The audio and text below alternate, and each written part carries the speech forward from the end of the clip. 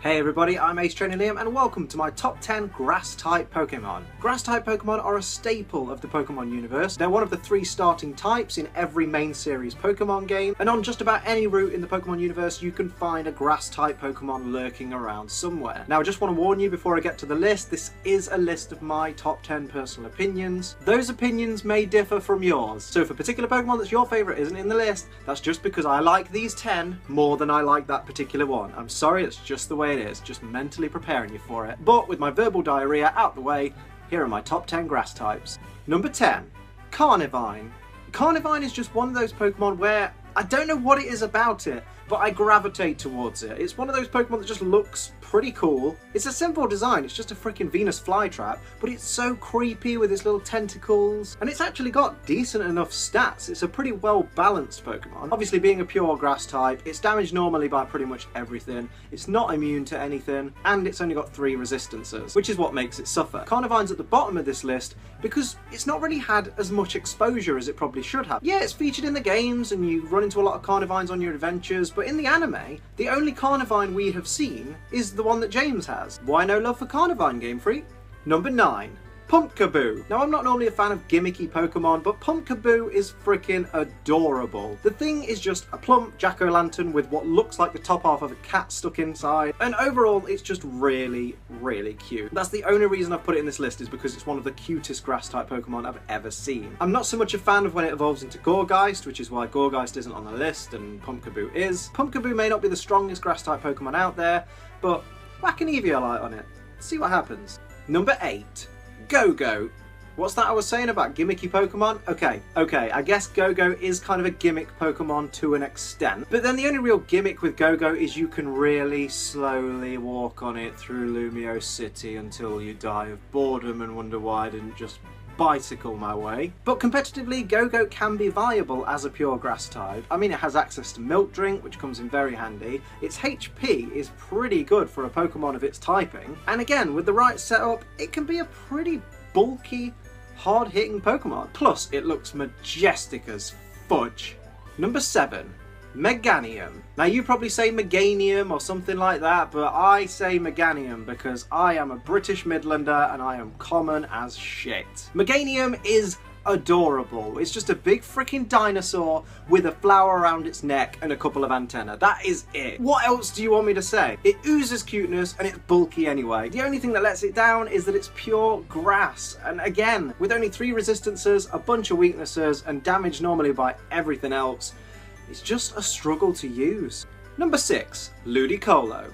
Executor's happy-go-lucky cousin just makes me laugh. It's a funny Pokemon. It could be a little bit borderline racist just because it's based on a particular racial stereotype, but I'm sure that's not the first time Pokemon's done that, and it probably won't be the last. But Ludicolo is just a barrel of fun. I imagine if you had a Ludicolo, you'd do nothing but have fun and a good time and a party with this Pokemon.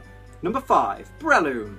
This Pokemon is cool. It's an ass-kicking mushroom. What more do you want? Yeah, it's 4 times weak to flying, but pretty much everything I like is 4 times weak to something. But it has access to fantastic abilities like Effect Spore, Poison Heal, and even Technician, which can really make Breloom a viable Pokemon in battle. I'm yet to be faced by anybody using a Breloom in competitive play, but I'm sure there's somebody out there that's made good use of this little gem.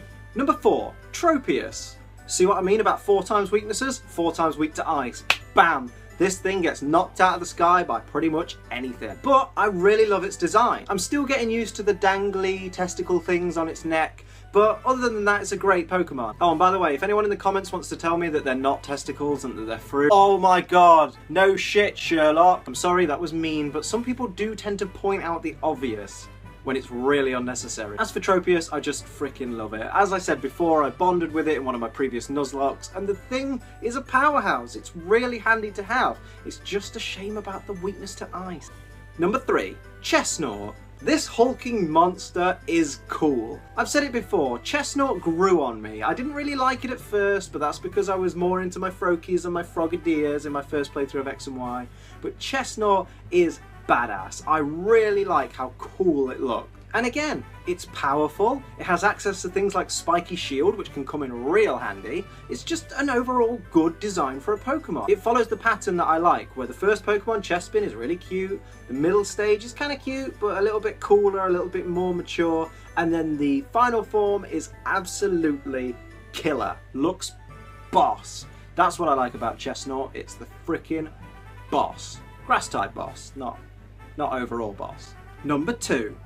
Venusaur. Now Venusaur is a weird one to put in this list purely because I don't really like it that much, and I know that sounds insane because it's number 2 on my top 10 list, but it's been a prominent part of my experience of Pokemon. Bearing in mind that my first playthrough of Pokemon Blue all those years ago, I picked Squirtle as my starter. So the thing that was kicking my ass in the Pokemon League was Blue's Venusaur. It was kicking my face in. So a lot of my learning to strategize came from trying to defeat a Venusaur with a Pokemon that's not only a little bit weaker than it, but also a Pokemon that is a type disadvantage. I can't really fault Venusaur looks wise. It's quite a simple design, it's just a dinosaur with a flower on its back, which a lot of people would complain that it's too simple, but these people that complain that Pokemon designs are too simple are the same people that complain that other Pokemon designs are too complicated. Just enjoy the Pokemon, guys. Enjoy it. Enjoy it. But also I do like Venusaur's Mega Form purely because it gets thick fat, which protects it against fire and ice, 2 of its main weaknesses. As a tanky Pokemon the way Venusaur is, that is a blessing to have thick fat on its Mega Form. It makes it very difficult to get rid of Venusaur, and that's what I like about it. Number 1. Victreebel. I'm sure you all saw this coming. I've blabbed on before about how Victreebel was always in my team of 6 that I used in Generation 1, and I always tried in every other game to get a Victreebel where possible. And in my Soul Silver playthrough, I'm crossing my fingers that I can keep my Weeping Bell alive long enough for it to be a Victreebel. But yeah, Victreebel for me is just a cool looking Pokemon. Again, a simple design, it's just a freaking fly trap. It's got those savage fangs in its mouth. It's interesting that its mouth is above its eyes. I've always found that a little bit intriguing. I like the Pokemon. It's as simple as that. It's just a cool looking design. It's got good attack power, so it's quite nifty in battle, even if it can be a bit fragile at times.